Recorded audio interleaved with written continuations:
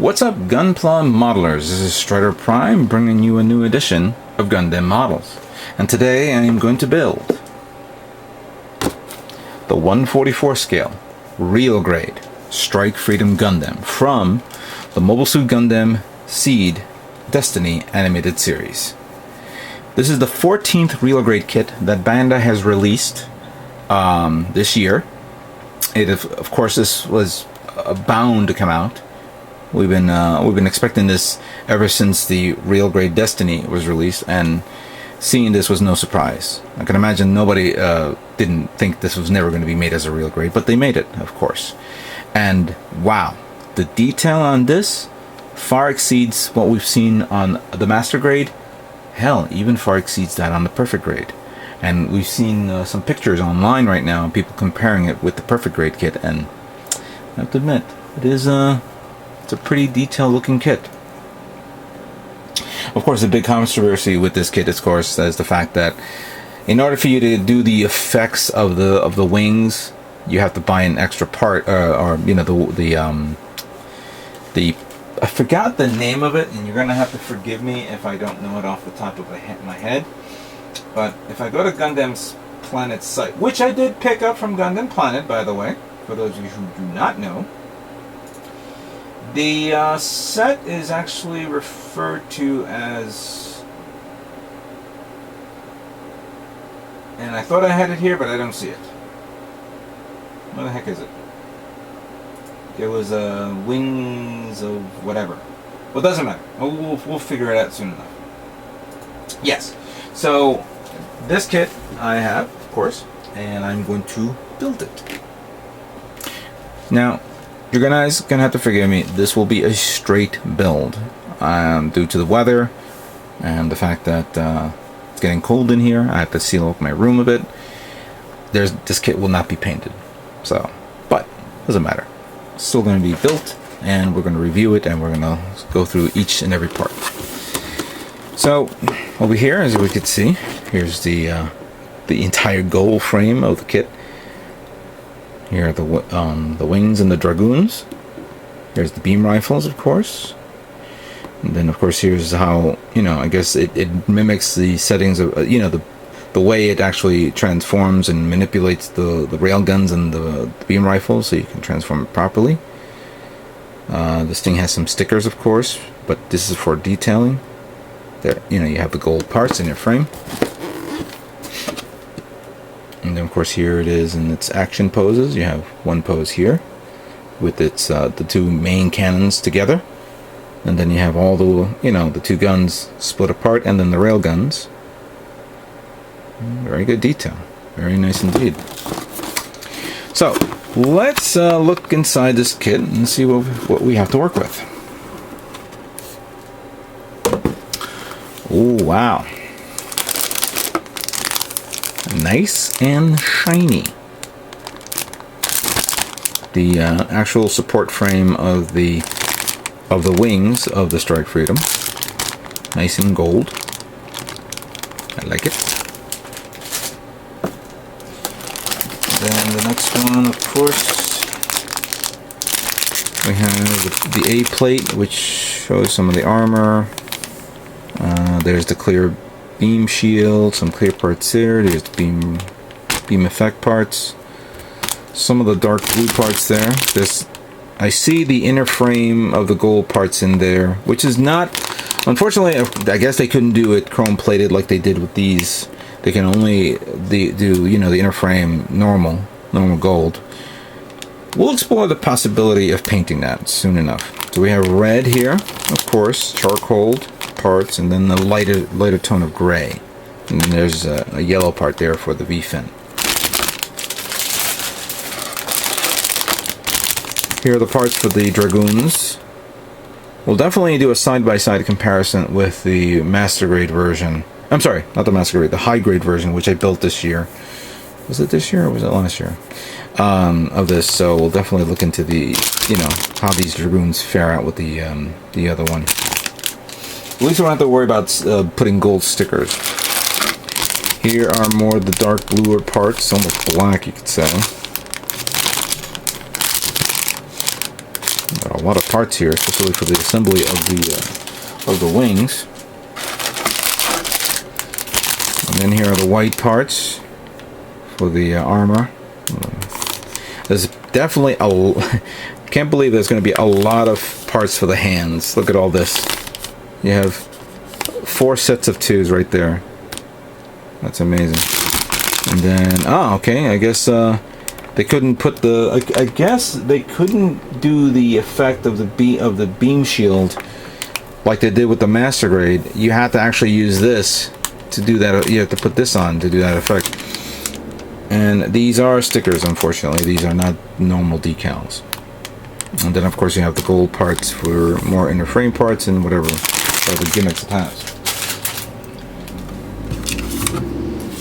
And I guess I don't know what this is, so that's pretty much it. And then, of course, the inside of the box, you have, of course, the real grade Strike Freedom, Destiny, regular Freedom, which I have, and then Infinite Justice. And then, of course, you have the real grade Strike, the SD Strike Freedom, the high grade Strike Freedom, and then the master grade Strike Freedom. I'm surprised I didn't have enough room to put the perfect grade in here. So, let's look at the manual.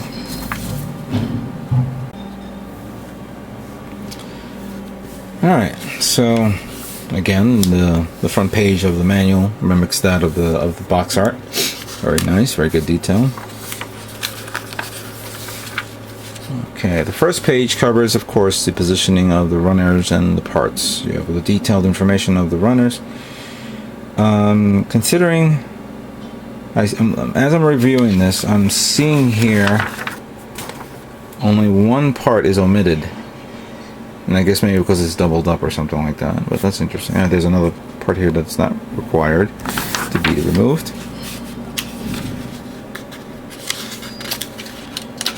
And we begin with the assembly of the legs. So, the assembly of the legs here. Continuing on all the way up to the waist unit. Then from the waist unit we go to the actual torso and upper torso part of the kit. Then we have the assembly of the arms. This is pretty much almost identical to me building the perfect grade a while back, a couple of years ago with Prime 92, where we had to start from the bottom all the way up. Or was it the top all the way down? Don't remember. Then we have the assembly of the arms, putting in, and the shoulder parts. Then we have the assembly of the head. And then we have the rail guns that goes into the waist unit, followed by the wings, the assembly of the dragoons. And then putting on the wing pack on behind the kit. Then we have the beam rifle assembly, the assembly of the hands, which we'll look at and check them out. Then the positioning of all the weaponry and all that stuff. How to open up and close the wings. And then finally, the placement of all the stickers for this kit. And if I had the decals for this, I would definitely want to put them on decals. So yeah, there you have it. Again, it's a shame that I cannot do this painted as a painted job. But in the interest of time, doing this straight build will probably be a good idea. And I know there are a lot of people out there who can't wait to get this kit and try it out. And, you know, people who love and hate it, they'll definitely want to get it. So, with that being said, let's begin building Strike Freedom Gundam, real grade.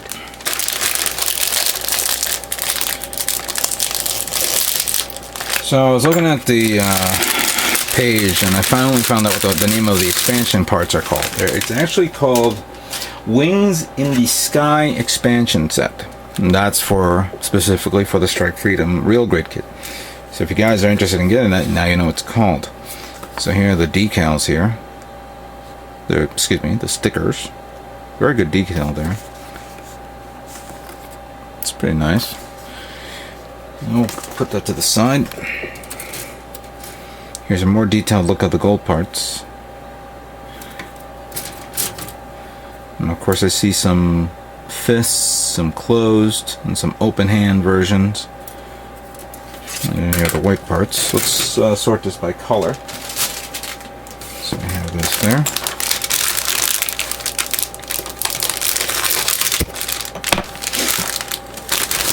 I did mention before that I could probably cheat my way out of this and do some. Maybe I can paint it. What I'm trying to explain is, instead of me airbrushing, I can probably take the kits because I can go outside, you know, go to the window and use some spray cans and spray paint it. I have gold spray paint for this. I believe I have white. Blue I have a lot of. It's an abundance of blue.